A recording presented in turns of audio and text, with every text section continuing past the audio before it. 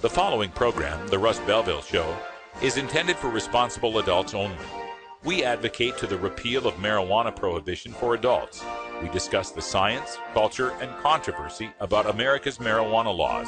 We do not advocate any illegal activity and encourage all listeners to learn their state and federal marijuana laws. Opinions and claims made by guests and advertisers on The Russ Belville Show are their own, and The Russ Belville Show cannot be held legally responsible for their validity or reliability. Viewer discretion is advised. You take a seed, you plant it, you grow it, you dry it, you roll it, you smoke it. You take a seed, you plant it, you grow it, you dry it, you roll it, you smoke it, and it goes down smooth. Hey! Spanning the continent to bring you the truth about cannabis and marijuana law reform. I smoke pot and I like it a lot. From the promise of legalization. And I think that we think if we criminalize our marijuana laws. To the agony of prohibition. One major responsibility is to encourage people to use less drugs. The Russ Belville Show, the voice of the marijuana nation. Yeah, I hear you had a question for me. Now, here's your host, Radical Russ Belville. All right, good day, tokers and tokettes, and welcome. And I hope you're having happy holidays. It is show number 110. It is December 17, 2012, and it's got to be 420 somewhere in the world. Thanks for joining us. This is our final week of shows for 2012 before we take our 2-week Festivus break. Are you looking forward to Festivus there, Brian? I don't really celebrate holidays, so we'll see how this turns out. This one's for the rest of us. It's a Festivus. You may notice I still have a little bit of a cold here, too, so struggling to get by. The voice isn't what it should be, and we'll see how it works. But thanks for joining us for today's show. All sorts of great stuff on today's show. First of all, at 1:30, we're going to have our Listen to Your Mother segment. We do this on the first and third Mondays of the month with representatives from Moms for Marijuana, Normal Women's Alliance, all the great groups out there that are fighting to bring women up to the level men are on marijuana legalization. We look in the polls and women are almost always 10 points behind on their support for marijuana legalization. So today we're going to speak with Bonnie Jean, and she's with Kansas Moms for Marijuana. Boy, talk about a place it might be kind of difficult to be a mom for marijuana, right there in the heartland in Kansas. She'll be on at 1:30, and possibly also Sharon from Georgia will be joining her on the air as well. We'll see. We're still working it out here behind the scenes. Also on today's show, a radical rant you've got to stay tuned for. Matt Taibbi of Rolling Stone has uncovered shocking details of a settlement with one of the largest and oldest and most respected British banks that admitted to laundering drug cartel and terrorist money. You'll be shocked by what light slap on the wrist they got away with. Also on today's show, and for the rest of the week, these next 5 shows, we're going to be doing the top 5 of 2012, a different subject each day. And today is going to be the top 5 stupid prohibition stories of 2005. So our special correspondent, 1920s old-timey radio reporter Freddie Farrak will be joining us with the top 5 stupid prohibition stories. I understand Freddie's a little sick today, too, but we'll see how well he does.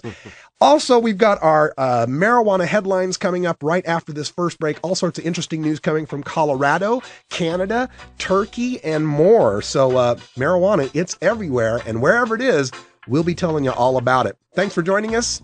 This is the Russ Belville Show. Happy holidays.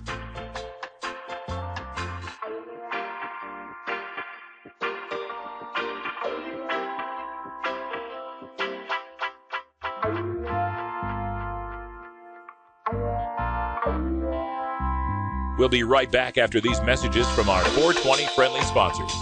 Support these advertisers because their ad money goes straight to the Russ Belville Show.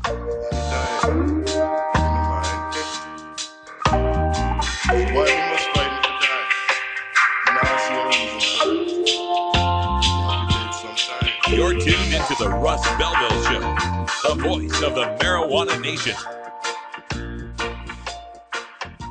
The law offices of Omar Figueroa would like to remind you to stand up for your rights. Please do not give up your precious liberties. There's nothing wrong with standing up for our constitutional rights, and in fact, it's the only way to honor the Constitution that recognizes our natural rights. Treat law enforcement with respect and respect the Constitution by standing up for your rights.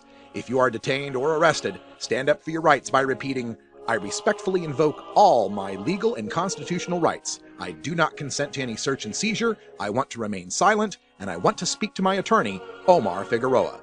Omar Figueroa has more than a decade of experience in federal and California courts and graduated from Yale University, Stanford Law School, and Trial Lawyers College. Please contact the law offices of Omar Figueroa at 415-489-0420 or 707-829-0215 or on the web at www.omarfigueroa.com. I smell pot coming from over here and grilled onions from over there. Two of my favorite smells ever. Both those onions and that pot smell really good up here, you know.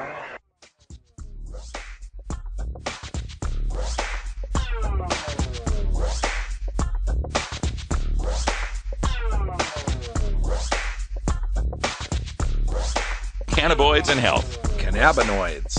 Cannabinoids. Cannabinoids. Why am I having trouble saying that? Cannabinoids. Oh, jeez. Cannabinoids. What a gift. Flame on if you can. You're looking for the dope weed. Fire it up. Flame on.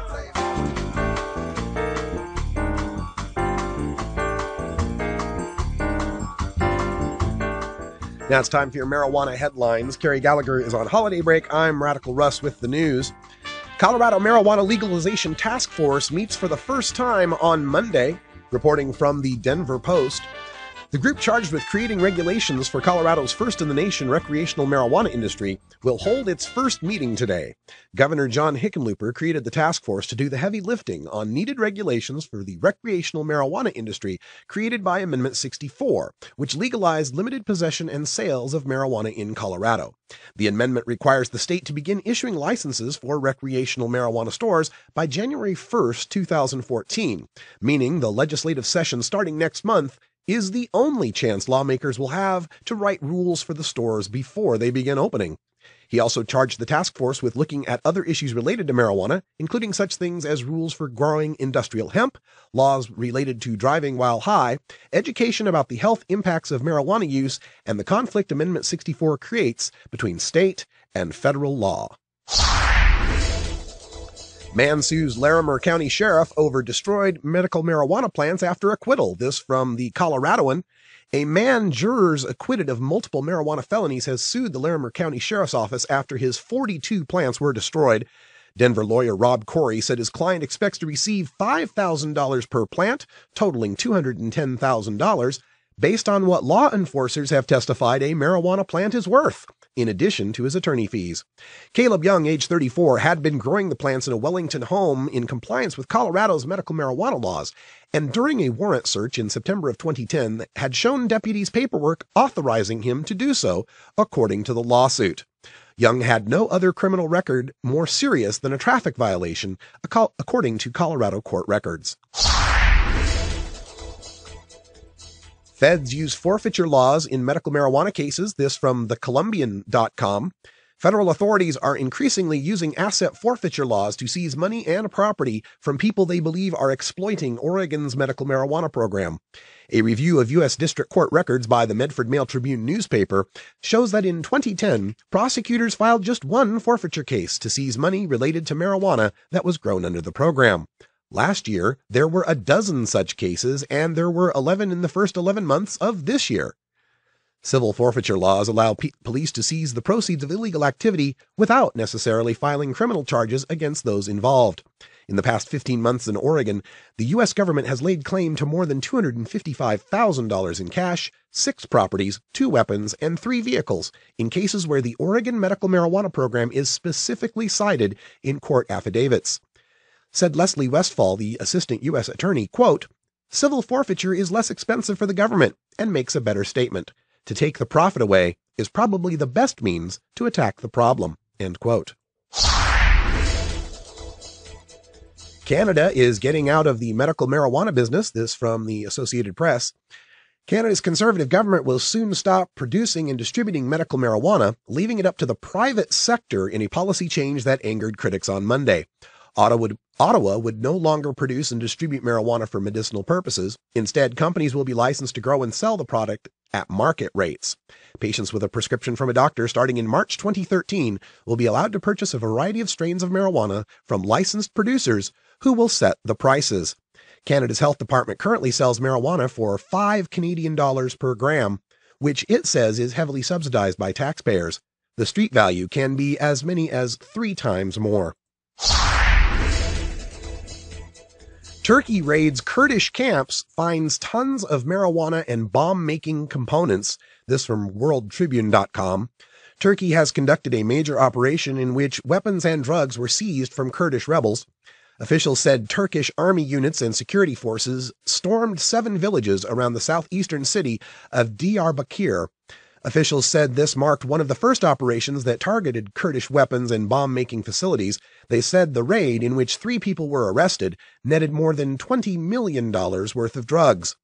Toprak said, quote, "We have uncovered 21 tons of marijuana, as well as several cells filled with ammunition and explosives.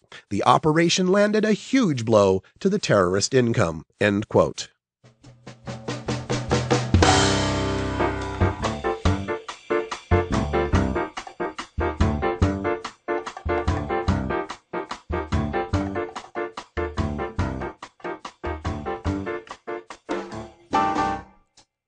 And that's our marijuana headlines for today, Monday, December 17th, 2012. I'm Russ Belville.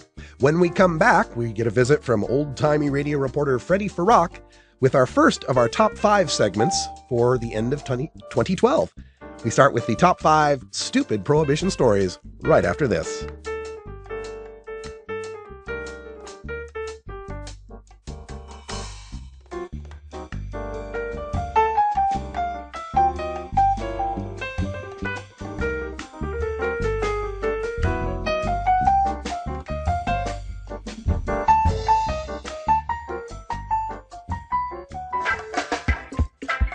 I'm Sub Cool from Team Green Avenger.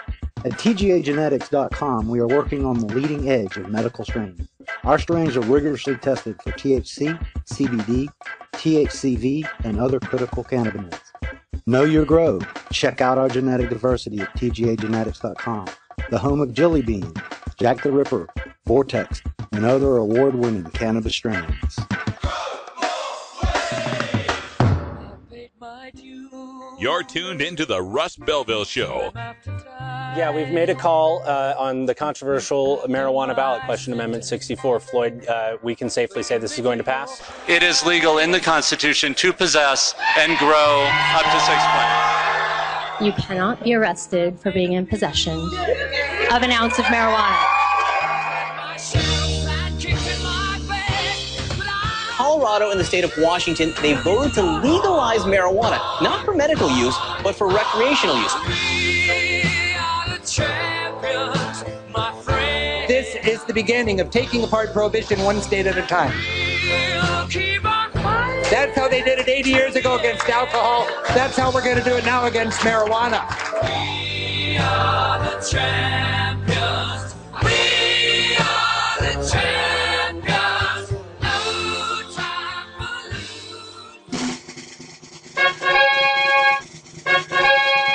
Stupid prohibition stories.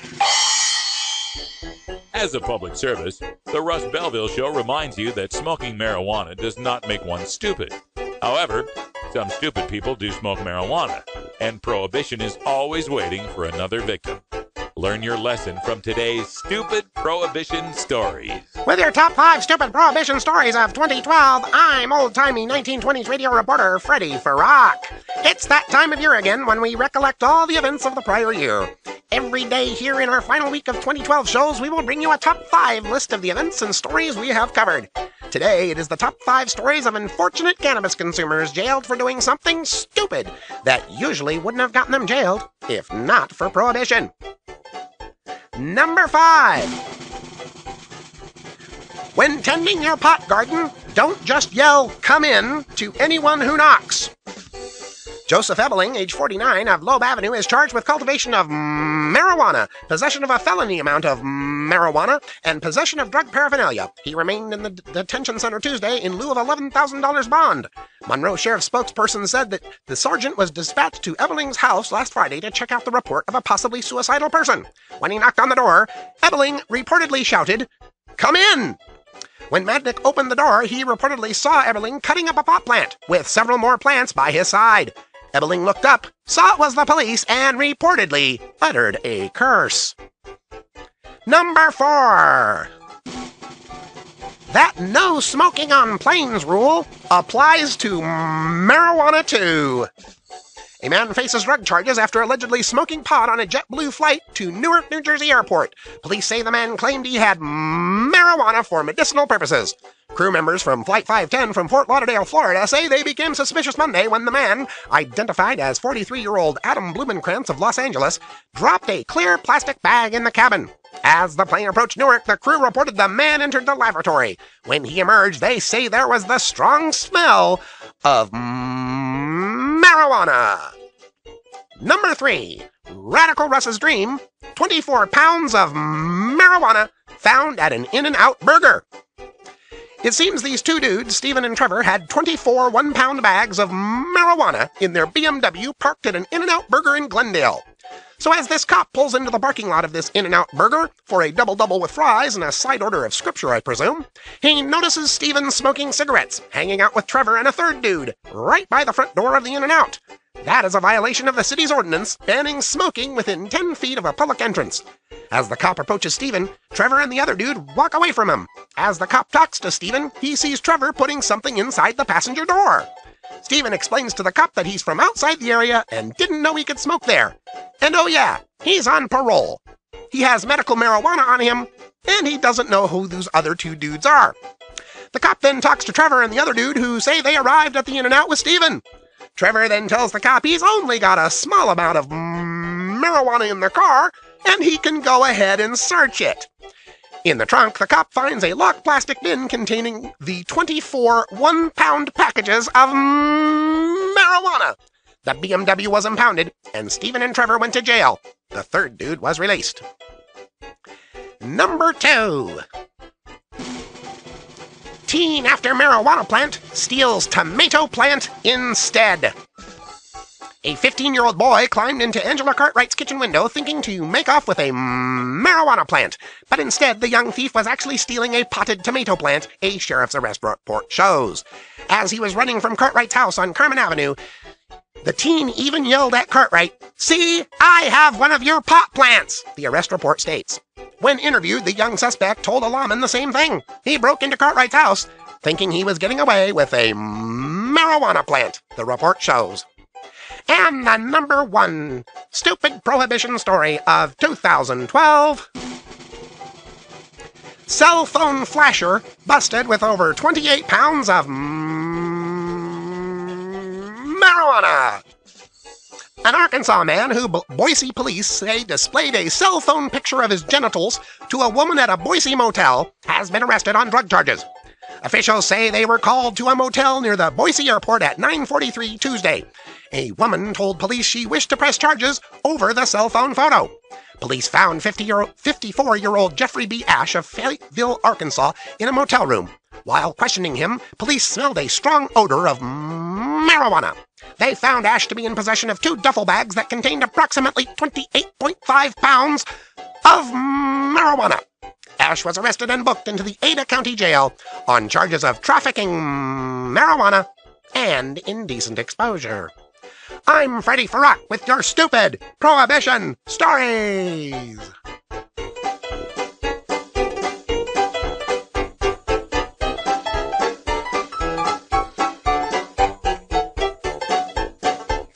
Wow, man. It's hard to believe some of that stuff when you hear it, isn't it? What is it with you people taking pictures of your junk? What is it? Oh, sorry. Glad I don't have a smartphone. No kidding. How many times do we have to say it? Nobody needs to see a picture of your junk. No. Yeah. Anybody that needs to see a picture of your junk is going to see it in person. Could probably see it in person. Right, exactly. There's no need for this. If I could just ask one thing of the young people. Well, this guy was old, but still. The young people started it. Well, but just to clarify, all of those stories did not happen this week. Not all this week, no. No. All for 2012. Tomorrow we will do some more top 5. I haven't decided which one it will be yet, but stay tuned tomorrow and the rest of the week for the other top 5s of 2012. But first... Oh, man. It's our 5th to the last 420 break for our Hour 1 people. For this year or something. Oh, just smoke it if you got it. All right. Have you ever met that funny reefer man? A reefer man. Have you ever met that funny reefer man? A reefer man. If he said he swam to China, he would sell you South Carolina. Then you know you're talking to that reefer man.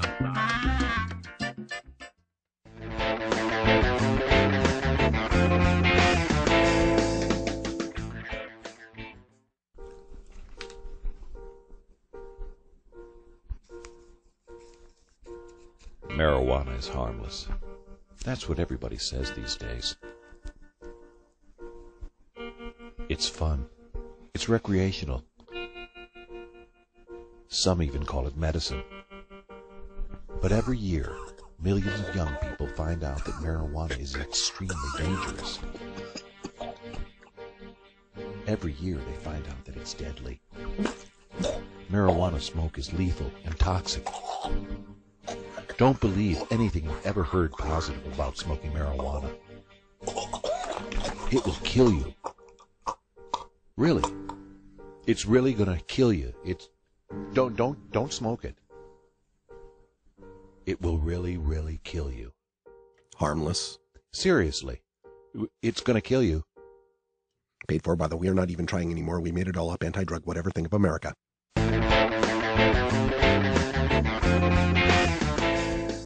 Fun. Big Daddy thinks. Funky roller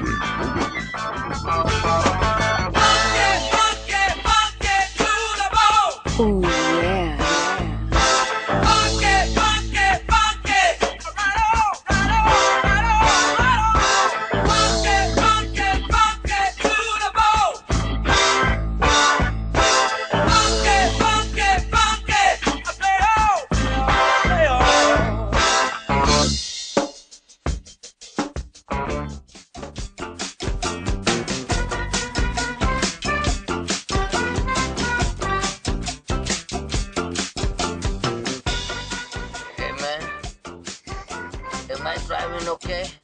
The Russ Belville Show reminds you to never smoke and drive impaired.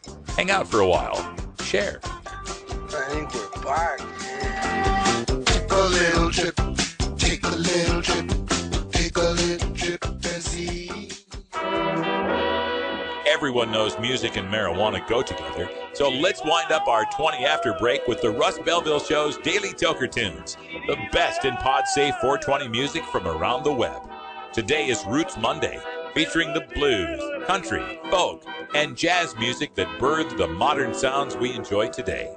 You can get downloads and more information about all our daily Toker Tunes by visiting music.radicalruss.com. Now, sit back and enjoy your daily Toker Tunes. All right, for Roots Monday today, we're doing something a little bit different, but we're sticking with the Christmas theme. I promised, holiday theme, whatever holiday it might be. Just it seems most of the songs are about Christmas. Anyway, we will do these songs. We did them last week. We'll do them this week.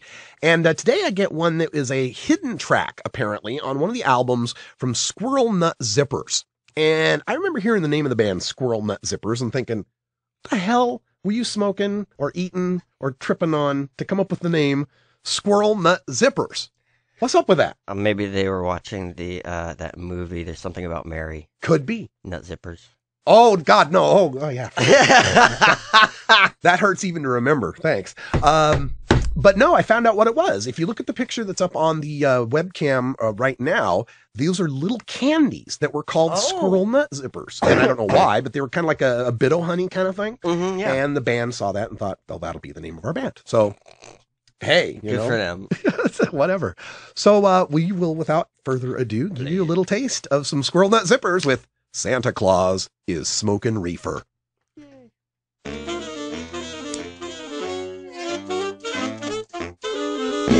Yes, yeah. I have a very, very little secret I'd like to tell. And we think that people should know about it. That's right. Yeah. The snow will be falling. And the cats will be falling, yeah. They'll be knocking themselves out. You know the reason why? Why? Santa Claus is smoking reefer. Santa Claus is smoking tea. He's so high in the sky, stays loaded all the time. Come on down and just got stuff with the kitties. Yes, the kitties are hip nowadays. They're not like your father and my father. The kids are jiving. They're hip hiving all the time. Jolly fellow, he's fat fellow. He's not the cat you think it is. Santa Claus is lighting up to the hay.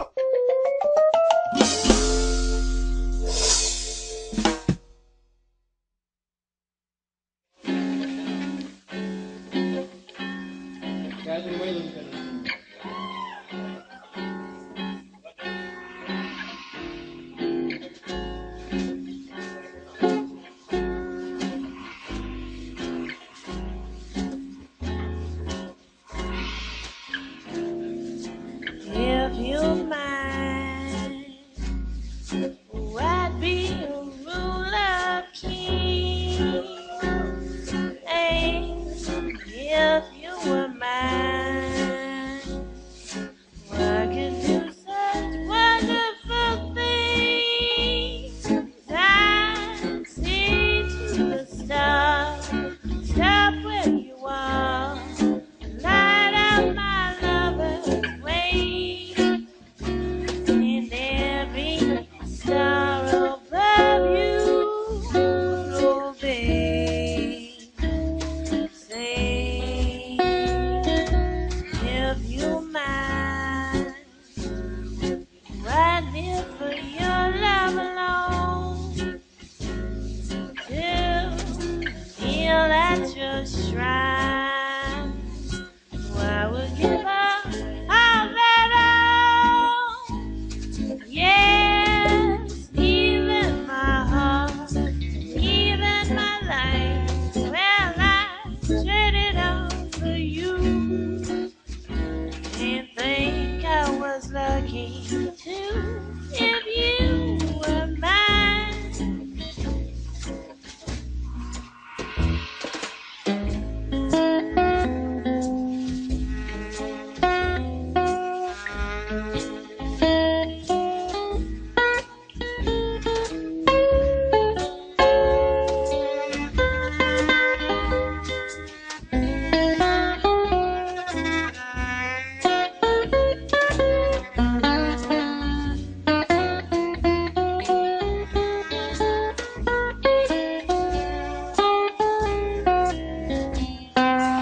If you mind, ooh, I live for your love alone.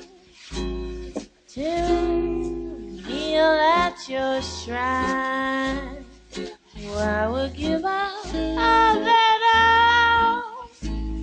Yes, even my heart, even my life.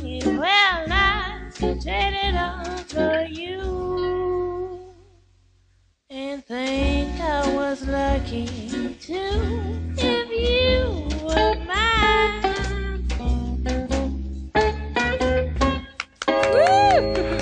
Yeah. That's great. Thank you. That should be a hit single for somebody. That's Ooh, yeah. Ooh, that's strong. That's our pick to click off that album. Yeah. Yeah, that goes in the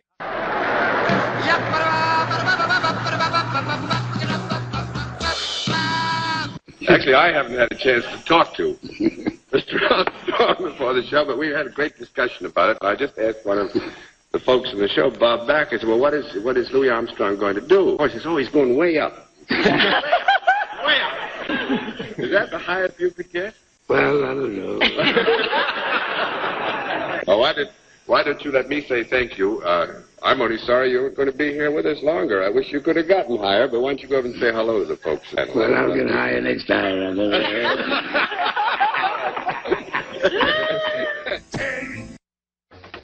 Man, is that the Reefer Man? That's the Reefer Man. I believe he's losing his mind. I think he's lost his mind. This is a Russ Belville Show news alert. Whatever you do, don't smoke pot. You don't want to turn out to be a loser, like Olympian Michael Phelps, actor Jack Nicholson, singer Miley Cyrus, rocket scientist Dr. Carl Sagan, pop star Rihanna, actress Cameron Diaz, country legend Willie Nelson, President Barack Obama, Cy Young pitcher Kim Lincecum. Have you ever met that funny Reefer Man? Have you ever met that funny Reefer Man? If he says he swam to China and he sells you South Carolina, then you know you're talking to that Reefer Man. Don't take your over ball now. 100 million other Americans. Have you ever met funny Reefer Man? If he says he walks the ocean anytime he takes notion, then you know you're talking to Reefer Man. You want answers? I'm as mad as hell, and I'm not going to take this anymore. You want answers? You have offended my family. I think I'm entitled. You want answers? I want the truth. And you have offended the Shaolin Temple. You can't handle the truth. Surely you can't be serious. I am serious. And don't call me Shirley. Radical rant.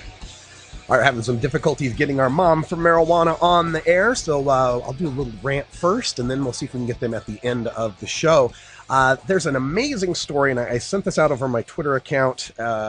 Just incredible, and literally in the literal meaning of incredible. I cannot believe this is happening.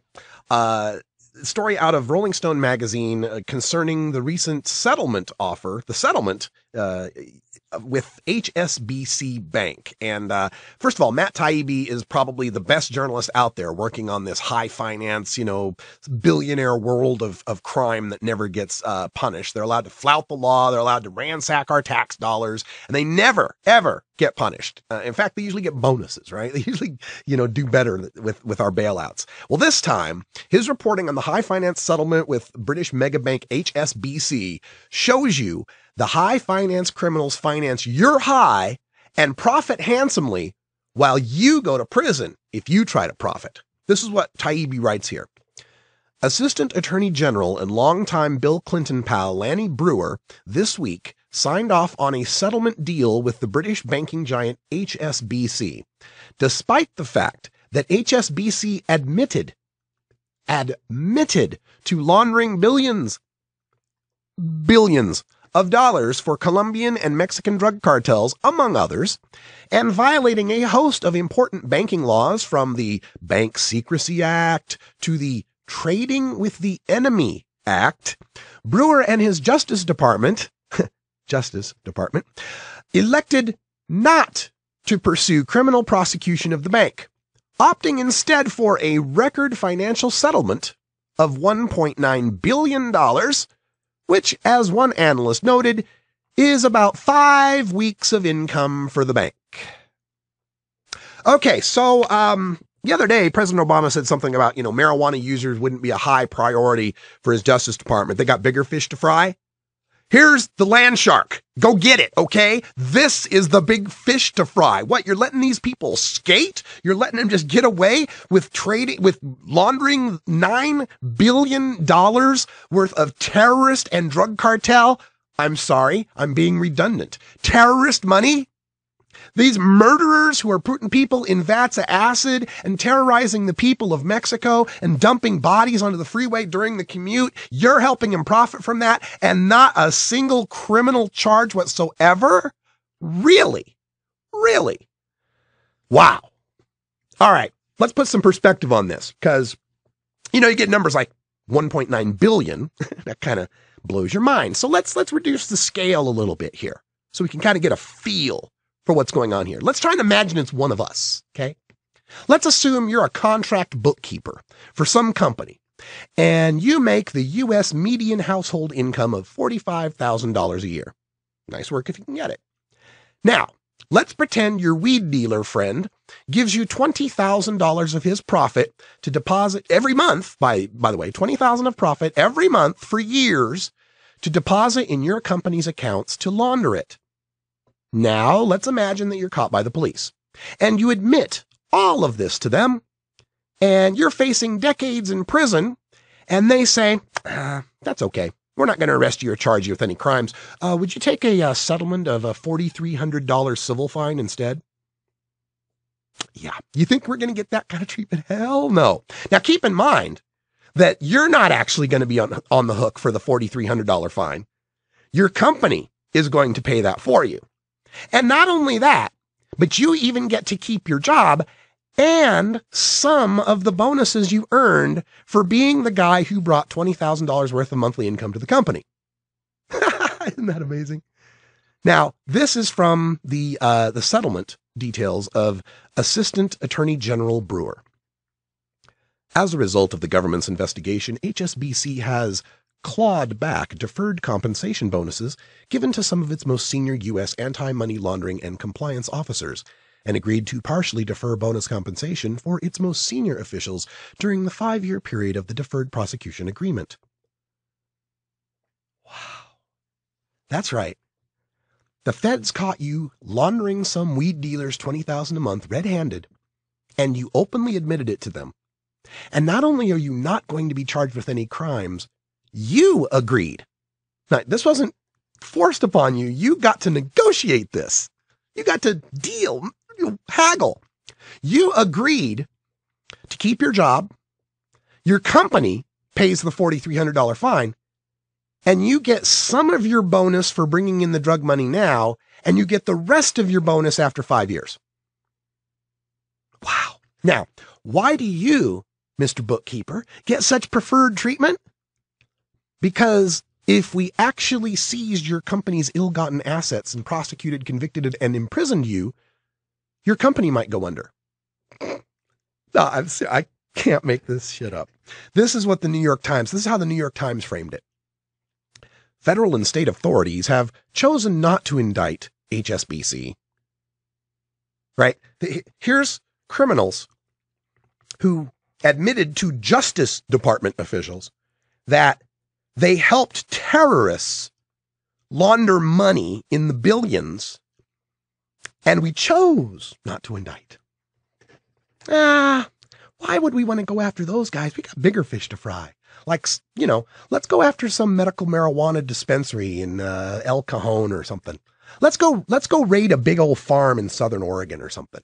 We got bigger fish to fry than, you know, laundering $9 billion for terrorists. Wow. So, chosen not to indict HSBC, the London-based bank, on charges of vast and prolonged money laundering, for fear that criminal prosecution would topple the bank and, in the process, endanger the financial system. Whew, wow, what a relief. You might have been worried, figuring that really, you know, when it gets right down to it, you're just another bookkeeper. There are a lot of bookkeepers out there. Your company's been around since 1865 and did fine without you all those decades. But I guess it turns out that you're the best goddamn bookkeeper in history. And without you walking the streets and enjoying your bonuses, the entire planet will be cast into financial ruin. Wow. Now, you see, this is frustrating. This is that the banks aren't just too big to fail. They're too big to jail. Let me give you the closing here from Matt Taibbi, writing in Rolling Stone.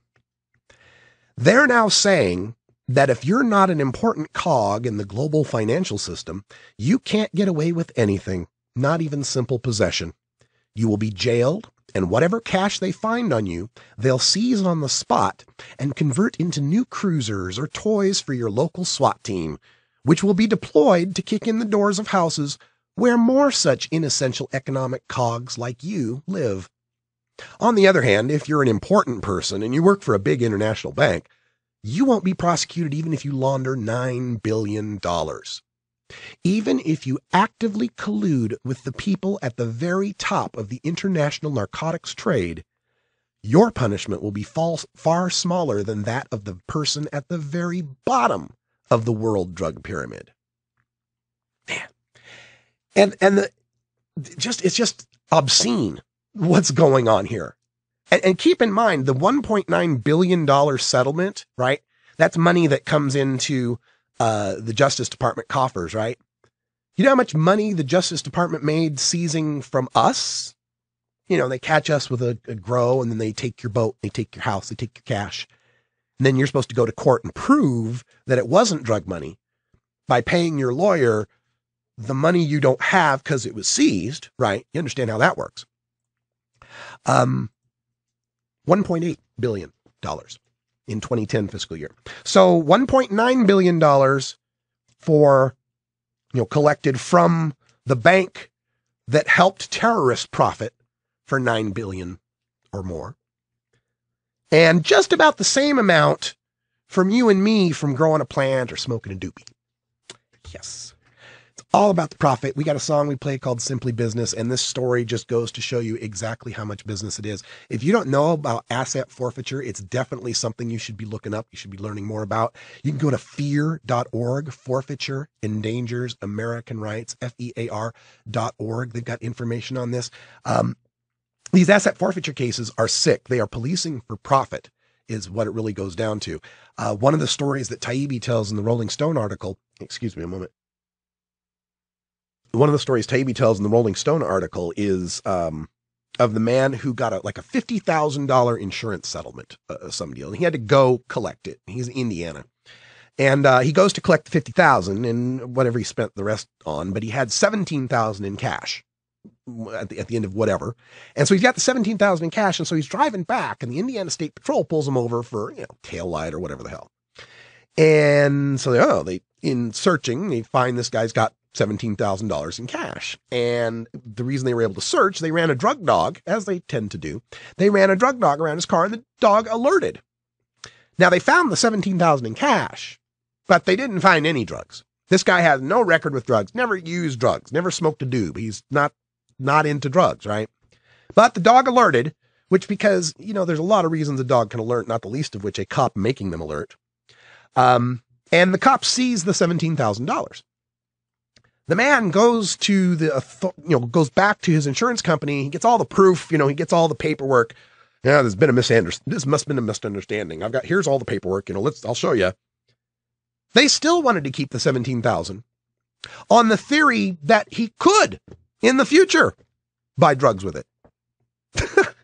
That's how sick and insane this has gotten. There's another very famous case, Tennessee, where one of the highways or freeways that goes in and out of Nashville, they found that cops were pulling people over 10 times as often on the way that the money was coming compared to the other side of the freeway, which was the direction the marijuana was going. So it wasn't a matter of trying to catch the marijuana. They wanted people to take the marijuana from the rural areas up to Nashville, sell it, get all the money, then start taking it back down the freeway the other direction, and then catch them when they got the money so they could make those seizures. This is as un-American as anything I can possibly imagine. And seeing this settlement with HSBC, it's not as if we don't know that there's a different system of justice for the extremely rich versus the rest of us. But what this codifies into, our Justice Department's policies is that we do only care about going after the people on the bottom. We do disproportionately punish the guy who's caught with the joint, the kid in New York City who's fooled into taking it out of his pocket so he can be arrested. The medical grower in, it doesn't matter if it's California or Texas. If he's somebody growing just to try to stay well, We are focused on those people, but we don't seem to be focused on the others. I agree with Taibbi in this post in that you want to stop this sort of stuff from happening. It's time to criminally indict some of these people. What sort of reason do they have not to just do this again? There is none. There is no penalty for what they're doing. There's just more incentive to launder more drug money in more creative ways.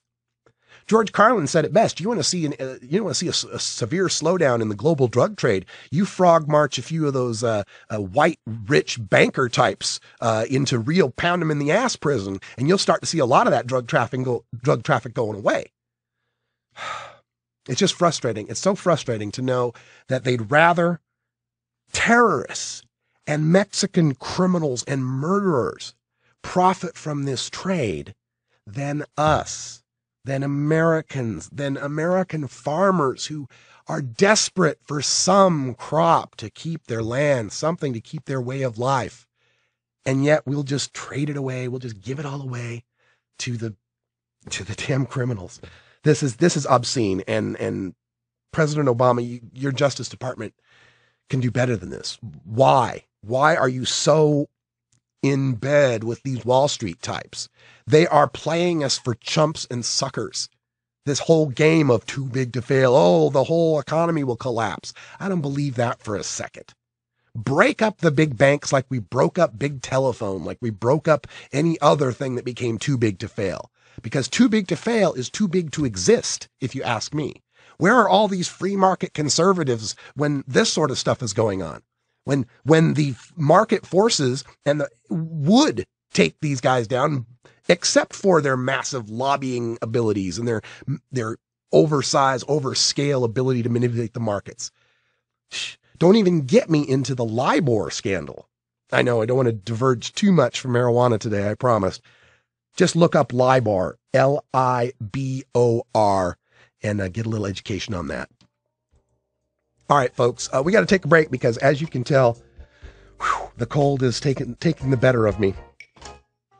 So sit back and relax, and when we come back, we'll talk some more.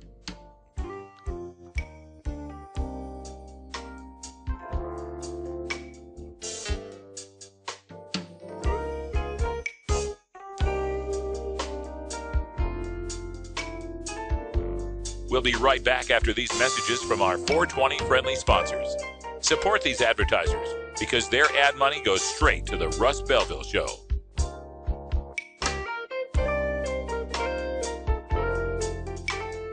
You're tuned into the Russ Belville Show, the voice of the marijuana nation.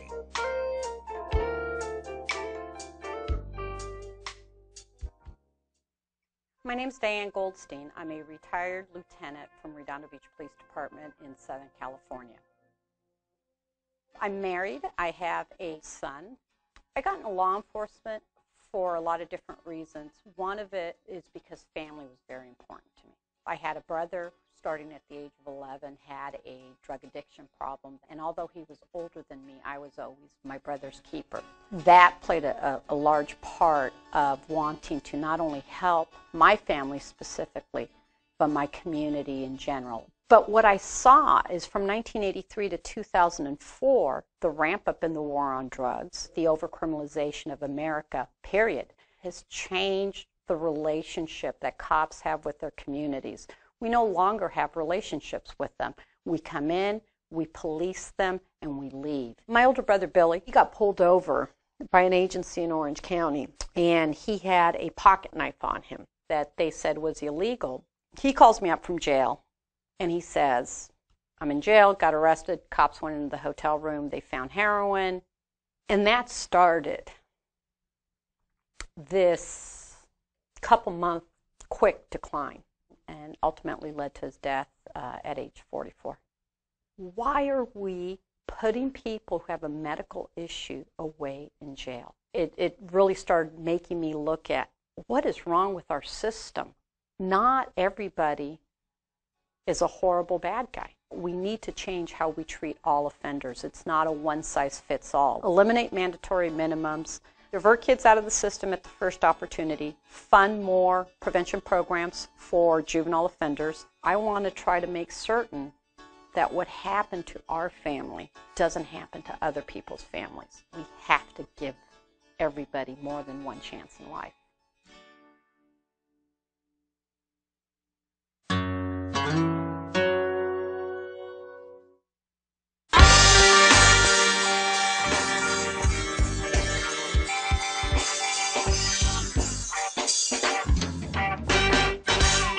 Activism begins with ACT. The Russ Belville Show features the stories of hardworking grassroots activists working for an end to prohibition in today's activist agenda. All right, my apologies. We have to adjust the schedule a little bit. We're unable to raise Bonnie Jean from Kansas for our Listen to Your Mother segment. So I'm just going to go ahead with some activist agenda here and talk a little bit about what does state legalization in Washington and Colorado mean for hemp. In the 2012 general election, Washington State and Colorado legalized the possession of an ounce of usable marijuana and mandated state regulation cultivation, processing, and retail distribution of cannabis products. But what does that mean for industrial hemp? As you know, industrial or non-drug hemp is just the low THC cousin to psychoactive marijuana. We're the only industrialized country in the world that still bans hemp production.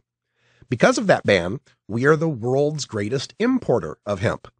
This is a $400 million market annually in the United States, with precisely 0% of that going to the American economy through U.S. farmers and processors. Colorado's Amendment 64 directs the General Assembly to regulate the cultivation, processing, and sale of industrial hemp. Coloradans now have the constitutional right to grow their own 6 plants, and those could be hemp plants, but nobody's really going to undertake the full-scale hemp farming until Colorado works out the regulations, which I think have to start around July 2013 and have the stores go to the 2014, I believe. And Washington State's initiative I-502 modifies the definition of marijuana under Washington state law, so hemp is no longer covered in the state drug laws. As of December 6, 2012, farmers could be legally planting fields of industrial hemp under state law. But to date, no Washington farmers have announced any plans to cultivate industrial hemp, presumably until they know the answer to one important question. Will the Drug Enforcement Agency place a high priority on raiding non-drug, state-legal hemp farms? After all, Oregon and a few other states have already had laws on the books for years allowing cultivation of industrial hemp. In addition, Oregon lowered cannabis to Schedule II as a drug. Yet without that federal cultivation permit from the DEA, the permit they never grant, not a single hemp crop has yet to be harvested. Will it make any more difference to the DEA that Washington and Colorado legalized hemp by popular vote than Oregon legalizing hemp through the legislature? The United States imports $10.5 million worth of raw hemp products annually, mostly from China. This may be a small figure in the global economy, but how much more hemp would we use if we could produce it domestically? How eager is the federal government to explain why our armed agents are raiding a rural farmer trying to earn a living by growing a legal, non-drug crop? Besides, the economic arguments for beginning the hemp crops in Washington and Colorado are the ecological arguments. It's an organic crop that scrubs 5 times more carbon dioxide from the atmosphere than trees do. That helps us fight climate change. State governments, city transit, school buses, and the like could all be mandated to be diesel vehicles burning hemp fuel. Hemp seed yields an incredibly nutritious food source in addition to the oil used for fuel and biodegradable plastics. Perhaps most exciting is the use of hemp fiber. It creates superior paper with far less environmental damage, using less acreage and harvesting more often than tree paper. It is used in fiberglass components to make stronger and lighter materials for cars. As a cloth, hemp regulates body temperature better than cotton, and new processing techniques make hemp cloth just as soft and pliable. Reducing our production of cotton would be a huge benefit to the environment, for up to 1/6 of all pesticides used on Earth are for cotton crops that only use 1/40 of the global farmland. One exciting use of hemp fiber comes in the form of substitutes for concrete blocks. In the south of France, where hemp cultivation is legal and the materials are cheap, a vintner recently built a brand new 9,000 square foot winery using hemp mixed with lime into blocks. The owner, featured in a November post in Wine Spectator, decided he wanted an environmentally friendly building that matched his philosophy for organic wine production. With the hemp lime blocks, he found the perfect material. In addition to the hemp itself having scrubbed the air of carbon dioxide, the process of the lime carbonating the hemp will continue to pull in carbon dioxide from the air for 20 to 25 years. The blocks themselves will last 100 years or more and are completely biodegradable. Of particular interest to the winemakers was the breathability factor. The hemp blocks are natural insulators with great acoustic dampening properties. Along with building the winery into the natural earth hillside, the hemp blocks help to keep the temperature in the winery between 54 and 64 degrees Fahrenheit year-round, even without an air conditioning system. Even as the wine ferments and produces heat, the special construction of the winery and its hemp blocks will keep the temperature inside steady, even as outside temperatures range from 21 to 93 degrees. Two of the biggest problems facing the country are the economy and the environment. Continuing to deny our farmers and entrepreneurs the opportunity to restart the American hemp industry is a mistake we can't afford to make anymore.